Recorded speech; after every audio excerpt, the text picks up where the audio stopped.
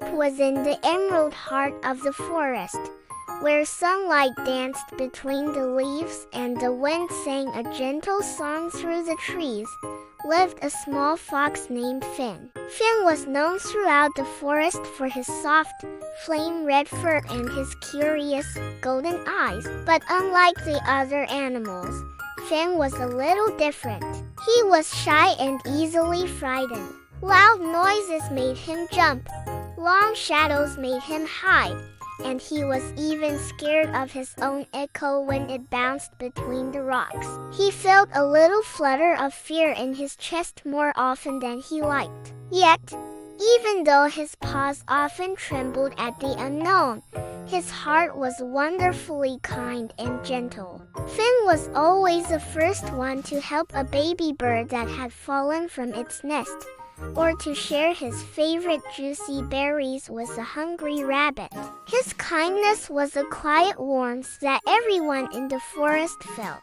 One evening, a change swept through the forest. Dark, heavy clouds rolled across the sky, swallowing the last of the evening light. The wind began to howl, and the tall trees groaned as a fierce storm descended. Lightning flashed in brilliant, jagged streaks, followed by the deep, rumbling crack of thunder. The rain didn't just fall. It poured down like a waterfall from the heavens. All the animals scurried to the safety of their burrows and nests, tucking themselves away from the storm's fury. All except for one.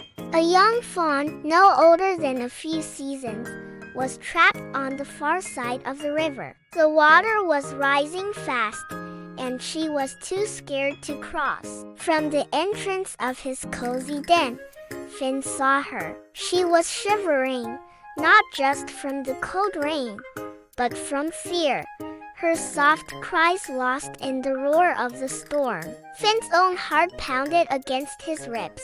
He was scared too, every bit as scared as a little fawn. But as he watched her, a small, quiet voice whispered from deep inside him, "If I don't help her, who will?" Taking a shaky, deep breath that filled his small lungs, Finn made a choice. He darted out from his den and straight into the raging storm. The wind pushed against him with surprising force, and the relentless rain blurred his vision, turning the familiar forest paths into a confusing maze. When he finally reached the riverbank, he was met with a terrifying sight. The river, usually a gentle stream, was now a roaring, churning monster. The old, rickety bridge made of fallen branches was swaying wildly over the angry water. Finn hesitated. His whole body trembled. The water looked so deep, so powerful, so dangerous. He could turn back. He could run to his warm, dry den and no one would ever blame him. But then, across the river, he saw the fawn's wide, terrified eyes looking right at him. They were filled with a desperate plea for help. In that moment, his own fear didn't matter as much as hers did. He took one wobbly step onto the swaying bridge, then another, and another. His paws slipped on the wet wood, and his heart hammered in his chest. But he kept going. The bridge creaked and groaned under his weight, protesting with every step. But Finn pushed onward not because he wasn't afraid, but because he knew someone needed him more than he needed to be safe. When he finally reached the other side, he nuzzled the frightened fawn gently. In a voice that he tried to make brave, he whispered, "It's okay. Hold on to me. I'll get us home." Together, side by side, they started the perilous journey back.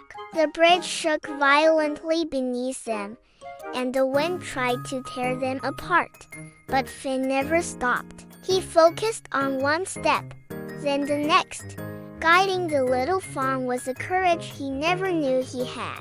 When their paws finally stepped onto the safe, solid ground of the near bank, it felt as if the entire forest sighed with relief. When the next morning came, the world was reborn. The storm had passed, leaving behind a clean, glistening forest. The sun peeked through the lingering clouds, painting everything in brilliant shades of gold and green. All the animals slowly emerged from their shelters and gathered around Finn's den. The fawn's mother, her eyes full of gratitude, bowed her head low. "You may be small, Finn," she said, her voice filled with respect, "but your heart is the mightiest in this entire forest." Finn smiled, a little shyly, his ears twitching. "I was scared," he admitted honestly. "I was very, very scared. But I knew I couldn't let the fear stop me from doing what was right." And from that day forward, whenever the forest animals spoke of true courage, they didn't talk about being fearless. They told the story of the brave little fox named Finn, the one who taught them all that bravery isn't about having no fear at all. It's about feeling that fear and choosing to do the right thing anyway. Thank you so much for joining us for this story. If you enjoyed it, please give this video a like and subscribe to our channel for more adventures. We'll see you next time.